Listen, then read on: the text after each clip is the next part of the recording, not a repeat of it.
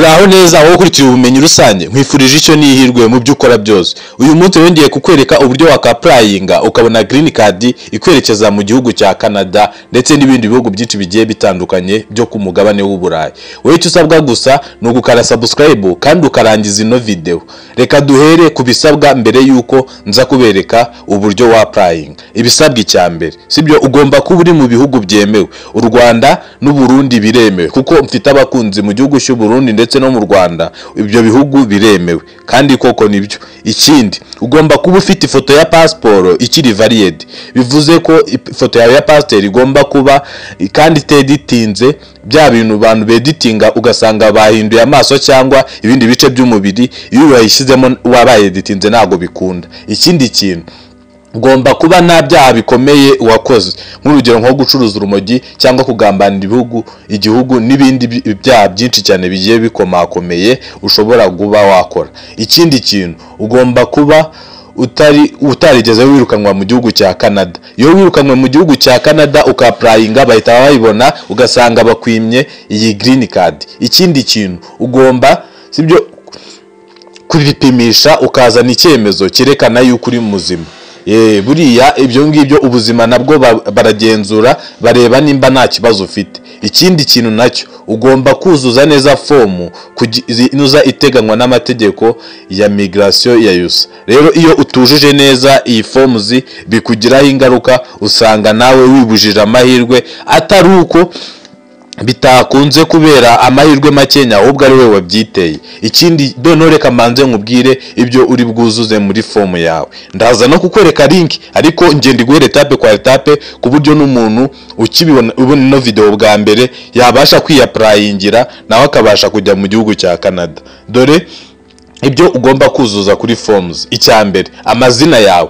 Muntu wanjye ukurikira ubumenyi rusange, uze kuzuzamo amazina yawe neza utabusanyije n'ayari kwiranga muntu. Wirinde ikosa iryo ari ryo ryose wakora ugashyira mu mazina yawe. Ikindi kintu, igitsina cyawe urashyiraho nimba uri umugabo cyangwa uri umugore. Ikindi kintu, igihe wavukiye ushyireho igihuye n'irangamuntu. Niyo baba baribeshye kwiranga muntu uze gushyiraho igihuye n'icyo kwiranga muntu kugira ngo utaza kwibeshya ugasanga bikubujije amahirwe ntago bakwakiriye. Ikindi, umujyi wavukiyemo.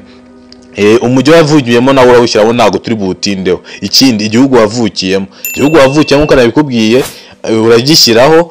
N'u Rwanda n'u Burundi, ubwo ko mfite abakunzi mu Burundi bahitamo nimba uri mu Burundi uhitemo Burundi, nimba uri mu Rwanda uhitemo u Rwanda. Ikindi kintu, amakuru ya passport yawe ushyiraho. Amakuru ya passport yawe harimo nimero yayo. Nyine muzi ko passport igira nimero yayo, rero iyo nimero yayo uraza kuyuzuza kuri forms. Ikindi kintu, igihugu cyawe nyine igihugu cy'iyo passport wahisemo ko ari iki gihugu, ibyo nabyo byuzuza. Ikindi, igihe izarangirira. Passport yawe ushyiraho n'igihe izarangirira, kandi ntago uko wakoresha passport iri expired, kuko iyo ukoresheje passport iri expired ntago ikunda. Ikindi kintu, ushyiraho ifoto ya passport ifite pixel 600x600 kandi iteditinze. Ikindi kintu, address yawe nayo ugomba kuyishyiraho. Ikindi kintu nacyo, igihugu utuyemo uyu munsi nacyo gishyiraho nimba ari mu Burundi cyangwa mu Rwanda, na nimero ya telefone yawe uyuzuzamo, na email yawe, n'icyiciro cy'amashuri yawe, cyangwa ugashyiraho uburambe bw'akazi ufite. Byibura ugomba kuba ufite uburambe bw'akazi bw'imyaka 2. Ikindi kintu, uko ubayeho niba warasezeranye ugashyiraho nimba uri ingaragu cyangwa utari ingaragu cyangwa nimba warasezeranye. Ikindi kintu, umubare w'abana ufite nawo ushyiraho, ugashyiraho n'amafoto yabo kugira ngo imyirondoro yawe ibe yuzuye neza. Icyitonderwa noneho ntitana nakwereka linki wakaprayingiraho n'uburyo uri bubikore. Icyambere, inshuro imwe gusa niyo ugomba kwaprayinga. Iyo urengeje inshuro imwe wibuza amahirwe ntago bagufata.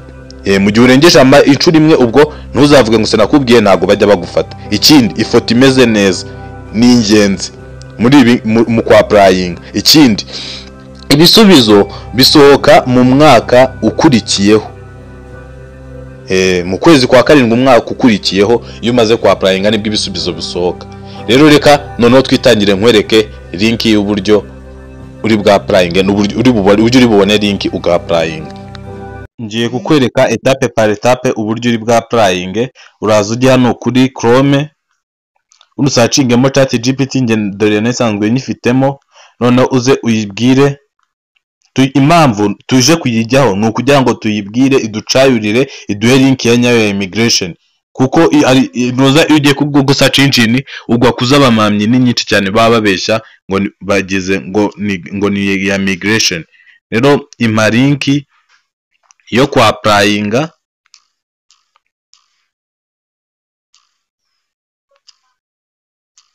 green card.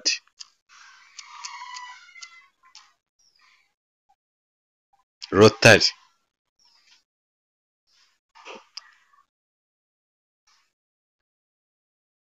Dore ngibi kwanza mbere nabisacinze uri kubibona. Iyo iyi nuza bakiguha rero uhituza ukayikandaho we hano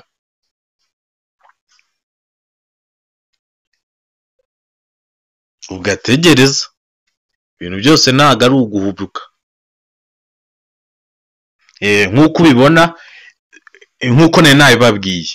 Dore abantu bazatangira kwa applyinga ku itariki 7/24 nibwo bazafungura. Rero urabe maso, nzajya nkugezaho amakuru ariyo yose y'ako kanya bundi kugira ngo ubashe kugira kwa applyinga green card nawe ugiye muri Amerika, ugiye muri Canada nyine.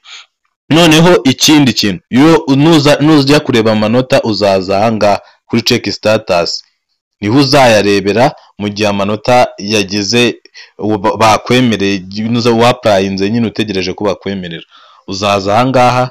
Dore ngibi rwose bahita bakubwira ngo kurikiza amabwiriza, ukagenda wuzuzamo ugashyiramo hano nuza imibare wapplyingiye watanze nyine imibare wuzuzamo ukayishyiramo hano, ugashyiramo n'amazina byose uri kubibona, ugahita usubmitinga bakakwereka nimba waremewe cyangwa utaremewe. Urakoze wowe wafashe umwanya ukumva ino video.